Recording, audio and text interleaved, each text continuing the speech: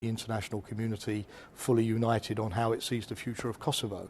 But we live in the real world. The point I would make is that clearly we did not launch the air campaign in 1999 to make Kosovo independent. That was never the aim, nor to get rid of Milosevic. We may not have liked him particularly, but regime change was not the goal. The goal was the humanitarian impulse of stopping the ethnic cleansing and creating a stable environment in which politics could take its place again, because you couldn't do politics while Serb forces were conducting sweeps, cleaning out the Albanians, or the Kosovo Liberation Army was killing Serb policemen.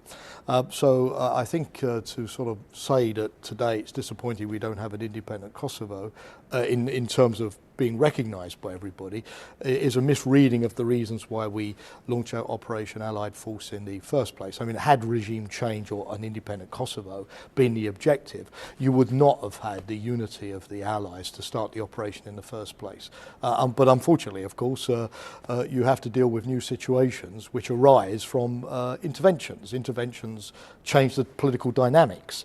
I also feel that it is inevitably harder for some countries to agree to an independent Kosovo when Serbia is a democratic country. It would have been easier, frankly, to have done it while Milosevic was still in power. Unwilling to move, unwilling to negotiate. Much more difficult to impose a democratic Kosovo on Serbia, which is now on its way towards the European Union, signing a stabilisation and association agreement with the EU, a partner of NATO. That said, however, the international community has agreed, rightly so in my view, that Kosovo, given the past, cannot come under direct rule from Belgrade again. The independence has been declared, it's been recognised by a number of allies, so we simply have to find a constructive sort of solution which satisfies the Kosovo Albanians' desire for independence, but satisfies the feeling of the Serbs that they want still to maintain close links with Belgrade. And it's not easy, but I'm convinced that in the fullness of time we'll come up with imaginative solutions for how that can be done. There are plenty of precedents around the world for where you have been able to achieve that kind of arrangement, and we just have to sort of keep the politics moving. That's the key thing, not to stagnate. Even though it's difficult, keep the politics moving. You mentioned quite a lot in responses to questions here 9 years ago. You mentioned that the situation was largely about Milosevic having to accept the reality on the ground. Do you feel that there's still an element of truth to that with Serbia's attitude to Kosovo today? Well, yes, in the sense that we have to sort of somehow cut the Gordian knot. The Kosovo Albanians want to be independent.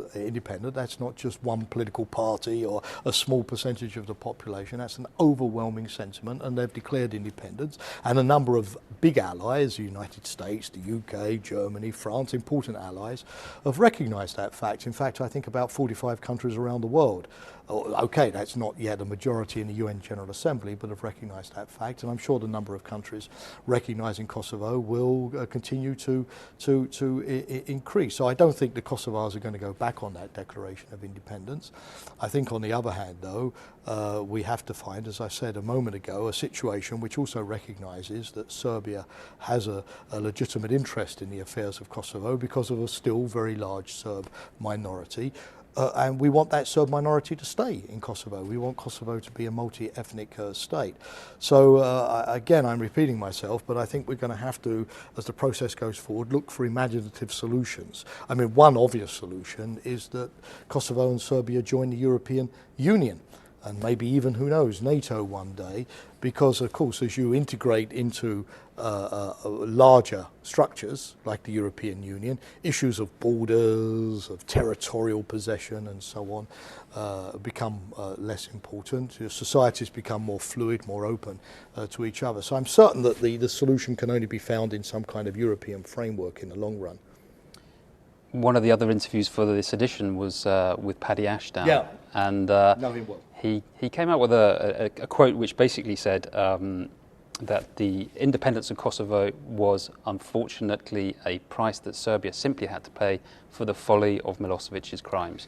Is that fair? Yes, I can speak personally here because, as I mentioned, different allies have different views. So I can only give you a personal view, but I do feel that's fair. The Kosovo Albanians were prepared at Rambouillet before the violence started.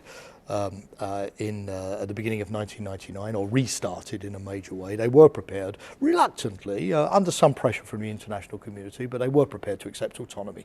They came back to Rambouillet saying, okay, yes, we'll agree. We'd like a referendum, consultative referendum on the future after 3 years, but we can go along with living with the Serbs if we can have the autonomy that Milosevic took away from us in 1989 restored. And it was the Serbs, I mean, a different government in Serbia, obviously still the old Milosevic regime, but which turned that down and was not prepared to restore substantial autonomy. So to some degree, yes, it has to be said, the Serb government at the time bears responsibility, A, for using excessive force, which alienated permanently the Kosovo Albanian population, and refusing a fair political compromise. They believed at the time, falsely, that they could gain more on the battlefield than at the negotiating table. The conflict, we've said this, created a dynamic where the Kosovo Albanians were not prepared to accept anything short of independence. At the same time, the contact group, the group of the international community that negotiated the arrangements in the UN, also agreed that that there was no return to the status quo ante. And if you can't return to the status quo ante, clearly you have to come up with something new. Talking about autonomy, I'd just like to read you a quote, something you said at the time. You mentioned, when a people have been badly oppressed within their own country, they probably see that the only solution is independence. But if Serbia were to be a democratic Serbia, a Serbia based on pluralism, a decentralized type of Serbia with a market economy and in which different ethnic groups had a role in politics, then I think the situation would be different. What do you feel about that today? Well, I said that at the time, but maybe I was wrong, and I have to have the courage to say that, to the extent that, yes, I think lots of people did hope, sincerely, that once, Serbia became democratic, as it did after the fall of Milosevic and the election of Kostunica and Tadic, that